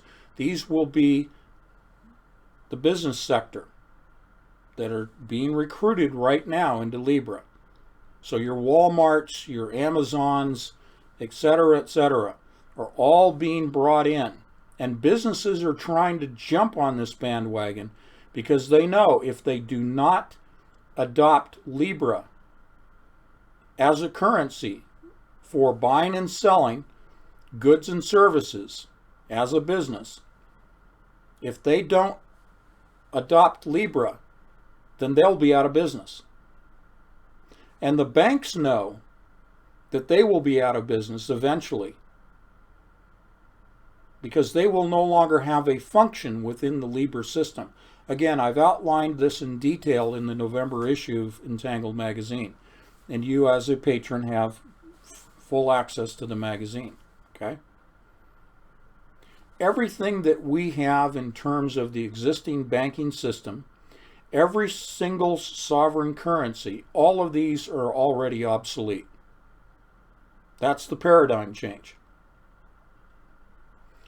Once the business sector enrolls in Libra, which is called the permissioned portion, it will then shift to the general public and it will become permissionless. Okay? The early phase is that the founding members, one of which is Facebook, the founding members, and I've listed them in the magazine, they will be the ones that will grant permission to the business sector players to become part of Libra, meaning that they will be granted the ability to transact business using Libra cryptocurrencies. Once the business sector is in place and they have all of their lines of communication, all their infrastructure set up, then they will then open it up to the public to be able to convert their sovereign currencies into Libras that they can then use at those businesses with the pre-established infrastructure in place. And that then becomes the permissionless. You as the general public will not have to have permission to exchange your currencies for Libras. What this means is everybody has to get on board. The businesses, the banks, the Federal Reserve, which is not federal, the Federal Reserve is fully behind this. Don't even pay attention to the theater of the Federal Reserve and other countries like France and Germany that I mentioned resisting Libra. The example also that I gave you was MasterCard and Visa and PayPal pulling out as founding members. But I illustrated to you in the live stream we did on this that they will come back to the table. What they're doing in the meantime is they're addressing the pushback, the resistance that they got from their shareholders. It's a matter of educating their shareholders what the advantages for MasterCard, Visa, and PayPal to be involved in Libra. Once the shareholders are placated, then those three will come back as founding members. Each founding member puts up $10 million. And again, there's more to this. It's in the magazine. But they will come back to the table because they all know, including PayPal, this will be the only way to conduct business in the very near future. Again, sometime in the first half of 2020, this is going to be launched, but it'll be just at the business sector level to build out that infrastructure. Later in 2020 or maybe in early 2021, it's hard to say how fast this is going to roll out, but certainly within a year's time, it will become permissionless and the general public will be able to fully participate. And that's when the banks go away, that's when the currencies go away, when the conversion takes place. This process of the public involved in the permissionless stage of Libra is where the mark of the beast will come in. Because you will not have access to Libra. At some point, you will be denied access to Libra unless you take the mark of the beast. This is the evidence of evil. This is the infrastructure of the beast system. We started with the sentient world simulation infrastructure. Then I said the blockchain is building that out by way of cryptocurrencies. And the reason for cryptocurrencies being used to build out the blockchain infrastructure is it plays upon man's basic greed. This is why you see the fluctuating values of cryptocurrencies. Okay? And there's a set number causing the speculative fluctuation. But all that's going away when Libra comes in because it is not speculative. And there's not a fixed number of Libra coins. And it is set up to scale, meaning transactions, which the existing cryptocurrencies are not. Again, this is all in the magazine. Bear in mind, here's the big takeaway. Libra is set up for buying and selling. All existing cryptocurrencies today are speculative and are not set up for buying and selling. Therefore, they will all be obsolete, and essentially they already are. And anyone that's in cryptocurrencies now should get out now. Convert it to sovereign currency. And I'm not saying when you convert to those currencies, you're cashing out your bitcoins, etc., if you can. Because remember, the longer you delay cashing out your cryptocurrencies backwards into sovereign currency, the longer you delay, the fewer buyers there will be. Because who would want to buy an obsolete cryptocurrency with their currency, knowing that Libra is going to be the only game in town?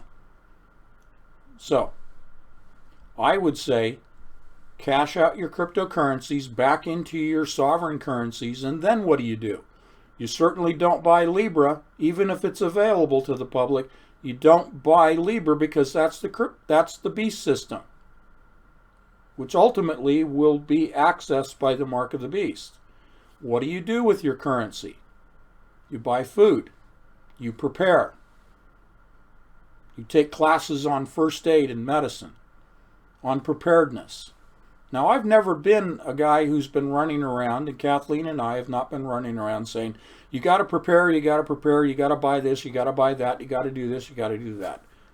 I have said that if enough people want me to, I would devote a live stream or maybe two to talking about first aid from a retired paramedic perspective. Okay? And I'm happy to do that. But we've never been husband and wife that have been running around saying, you got to go and buy this and go buy that. What we have been saying is be prudent and buy food. Okay? So get rid of your cryptocurrencies, because they were never intended for anything except speculation. Okay? All right. Let me go back in the chat room here.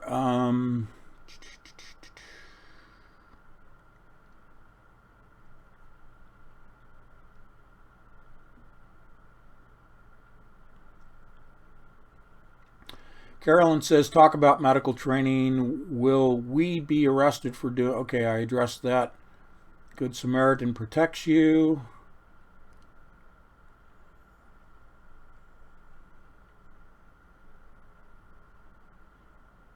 Did anyone see Monty Child's interview today? No, I did not see that today.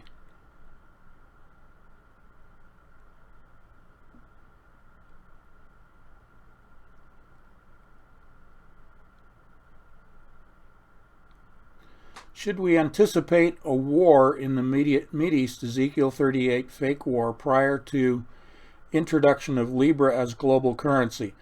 Peace talks have been ominously quiet lately. Hegelian dialectic. Yes, Susan. Problem, reaction, solution. So, World War III, if you want to call it that. Jeremiah 49, Isaiah 49, Jeremiah 17. Destruction of Damascus. War between Israel and the surrounding nations. And then Ezekiel 38, 39, the outer surrounding nations. I think that war in the Middle East needs to break out in order to crash the economies around the world.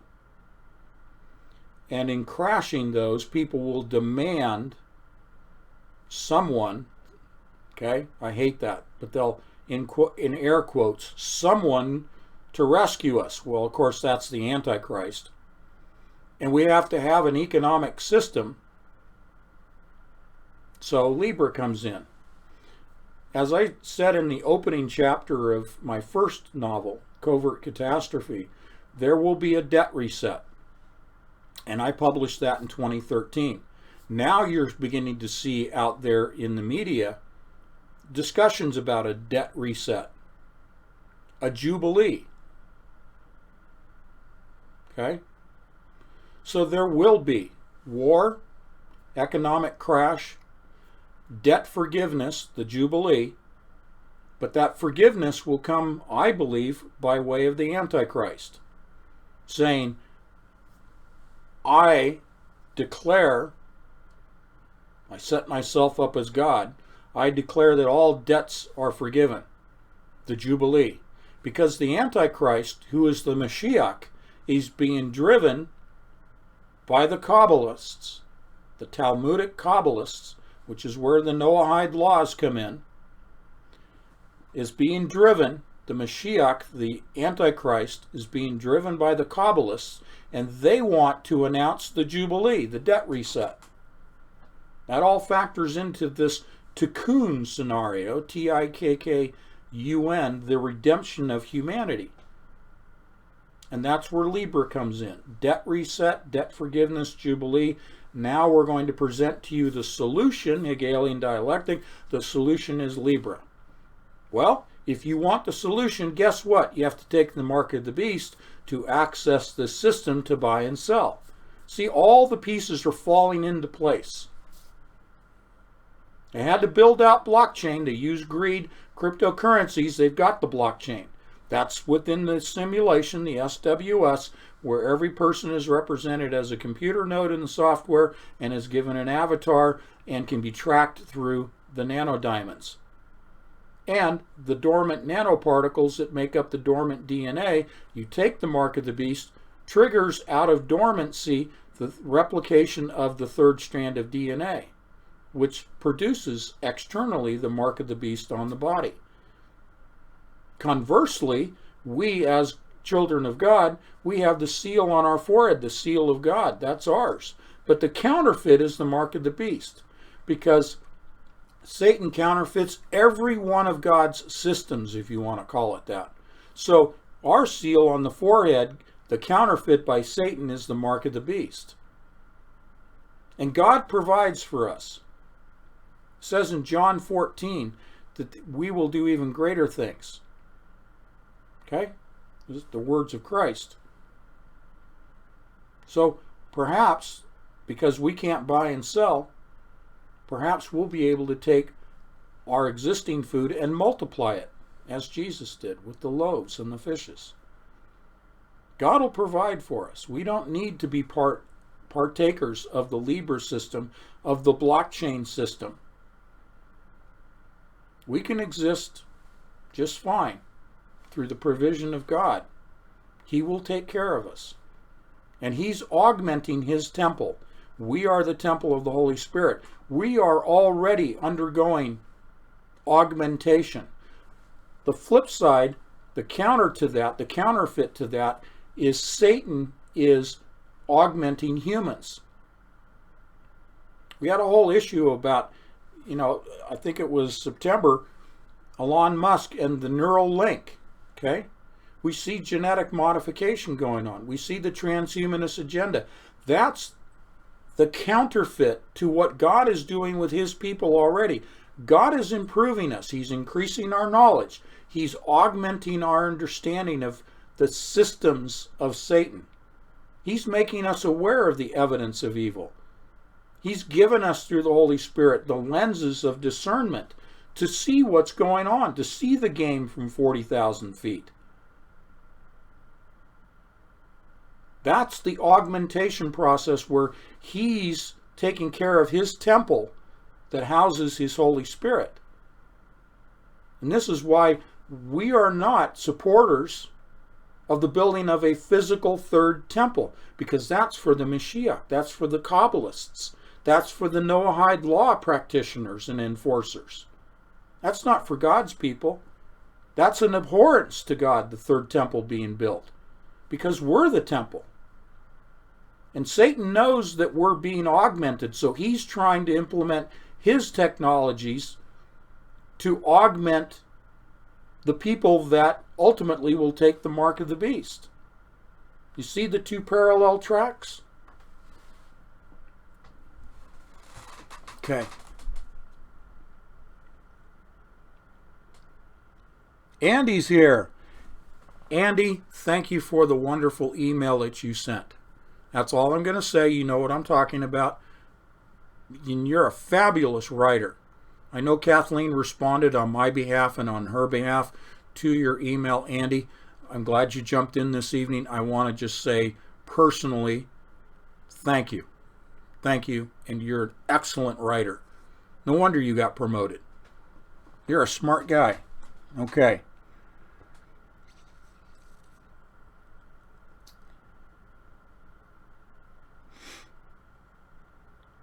Let's see.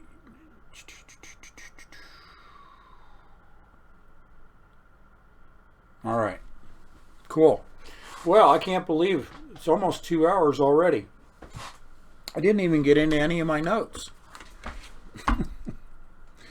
Josh, I've been following the reports in Australia. There's over 2 million acres that have been burned in Australia. I want to put prayers out to Josh, prayers out to everybody in Australia. I pray that, I think it was perhaps in northern Australia, or probably southern Australia. That would make more sense.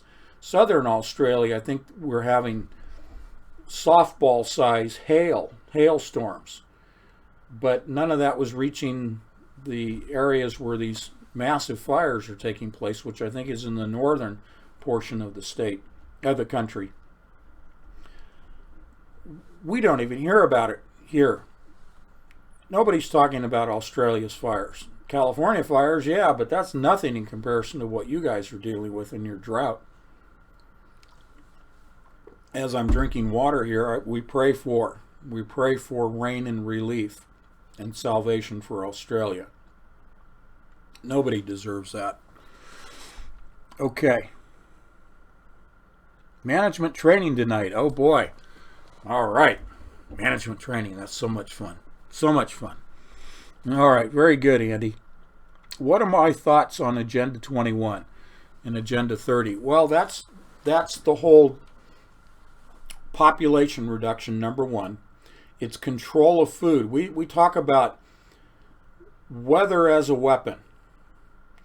Well, that's a big umbrella, and under that umbrella is food as a weapon.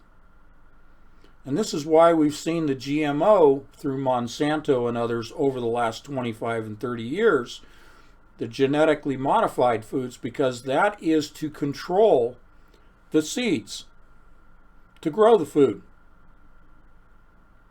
Heirloom seeds basically have been outlawed. Yeah, you can still get them, but basically they've been outlawed because they don't want you to be able to grow your own food except if you buy the seeds from Monsanto and other approved outlets. So that's a weapons system, food.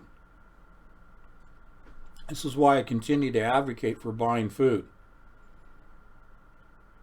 Look at what's happened in the United States already because of the flooding and because of the cold weather, just wiping out an entire growing season. So be prudent, as was said in the chat room. Be prudent. Be prepared. Okay?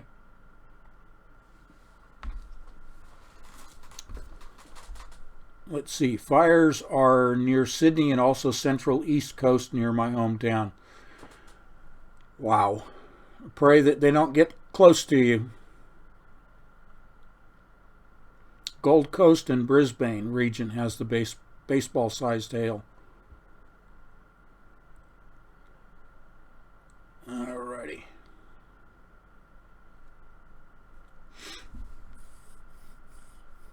All right. One last call for questions. Last call.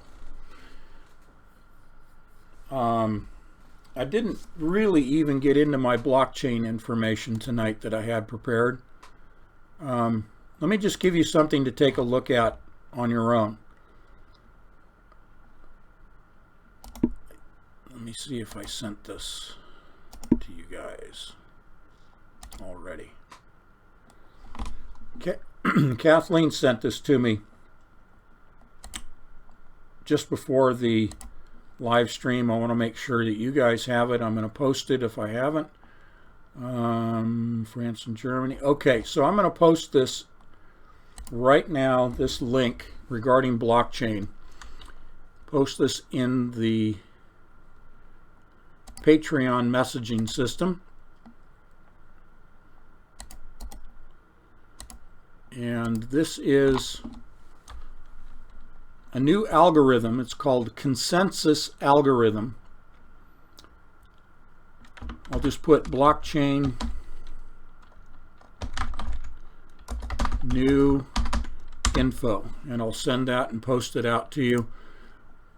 And while that's going out to you, I'll give you just some of the headers from the article. This is from Data Driven Investor. Blockchain consensus algorithm, POW, POS, and beyond. Okay, so POW is proof of work, and I've described that before, using computers and decrypting an encrypted set of an equation, and that shows that you've worked it and you get rewarded with cryptocurrency. The POS is the proof of stake, and this is where, for example, with Libra, the founders have a stake. So there's a proof of stake, and then for the $10 million they put into their reserve fund, they get a certain number of Libra coins. That's their stake, and this will continue through the founders, which will number upwards of 100 founders. And they're the ones who will be verifying transactions using what is known as a consensus algorithm. Behind the consensus algorithm is what's known as the Byzantine fault tolerance system. And again, this is all in the article, Byzantine fault tolerance. That's where 51% upwards to 2/3 of the verifiers of a transaction will then allow a transaction to proceed and be recorded in the distributed ledgers of blockchain. The founders will rely on the consensus algorithm software to perform this Byzantine fault tolerance approval system. What it results in is a speed up in the transactions. As I said in the November issue of Entangled, Libra, their initial goal, and it will be faster as things develop, but their initial goal is to conduct transactions at a scale of 1,000 transactions per second.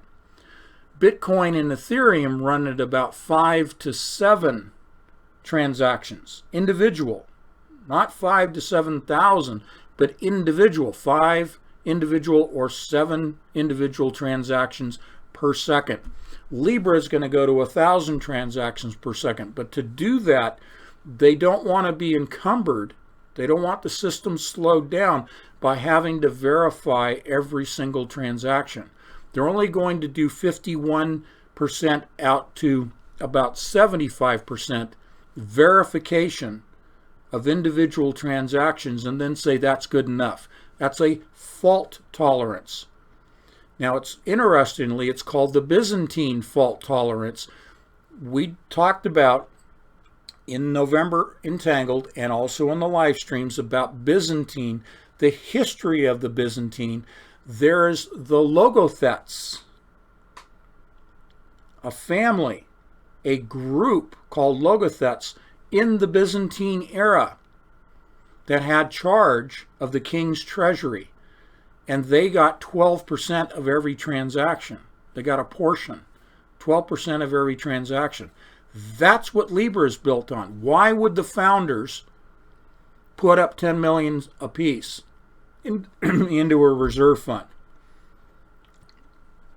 The reserve fund, along with a basket of currencies, and a basket will get rid of currencies, but initially of currencies will then have gold and silver as reserves. They earn the founders' reserve. In the reserve participation, they earn interest off of that reserve. That's minuscule.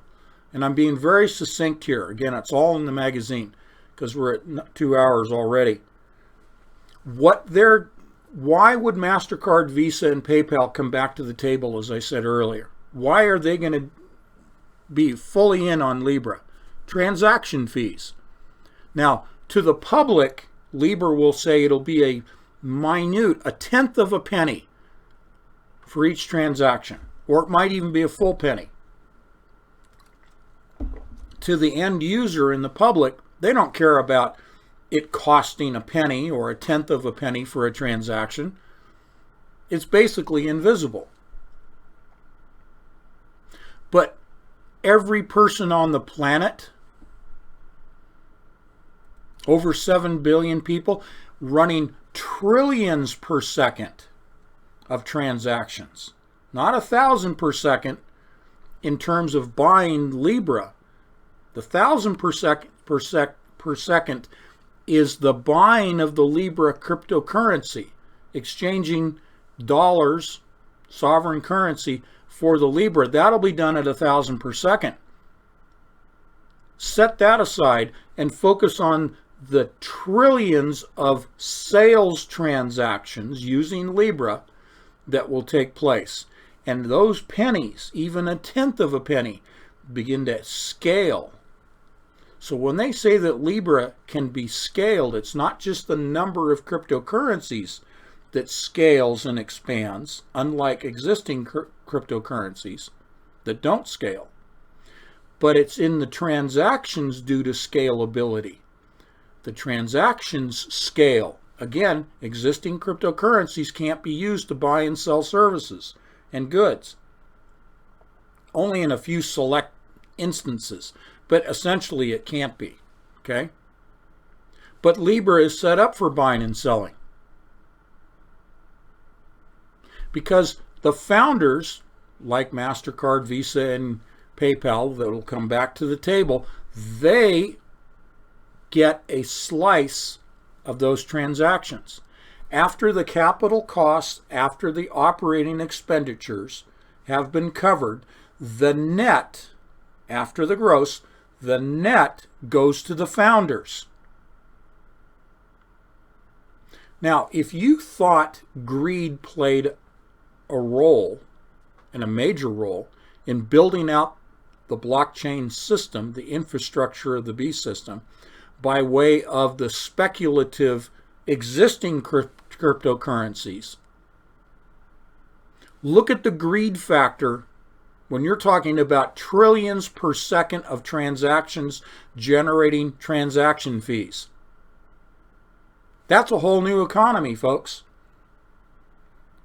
It's not just Libra as the global currency for the beast system. The new economy of the world is based on transaction fees. Okay? Remember, the economy today, even though it's a debt-based economy around the world, the economy is based on interest, because what pays for the debt? Interest. The economy of the world is based today on interest. The economy of the Libra world is not going to be based on interest. It will be based on transaction fees. That's why you have to have quantum computers running the blockchain. This is why nanodiamonds being used with photons for the new generation. And you're basically hearing it first right here. The new generation of quantum computers. And this will come out through D-Wave systems first. The new generation, and it's not next year's 5,000 qubit, which is really 4096 qubits. Those will not be photon based. Okay? Those are still electron based. But the next generation will be photon based nanodiamond qubits to run the Libra system of transactional fees as the new economy of the world. Okay? Kathleen and I have always promised to you to provide you as early as we can the tip of the spear leading edge information. And I just handed it to you right there. Okay? The spiritual revelations that come from Kathleen have been huge.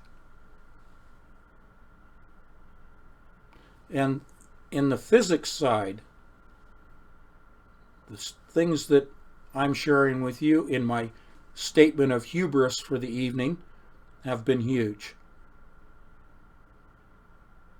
Okay? Yeah, I'm kind of full of myself by saying that.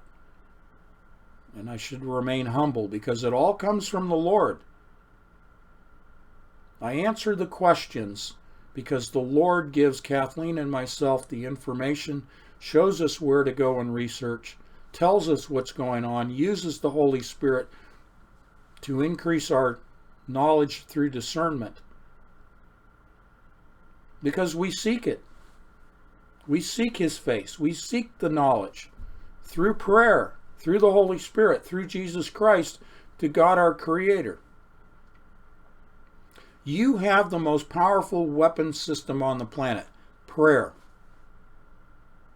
And I know you guys are using it. I can tell. And we thank you. Just to wrap this up, we thank you for providing the opportunity for Kathleen and I to do the research and the reporting on your behalf. We thank you for that. It is an honor, and we present this in a humble fashion. Even though I kind of sound hubristic here, we are presenting this in a humble fashion because the humbleness knows where the source of this information lies, and that is with our Lord and Savior, Jesus Christ. It doesn't come through our intellect. We are but filthy rags.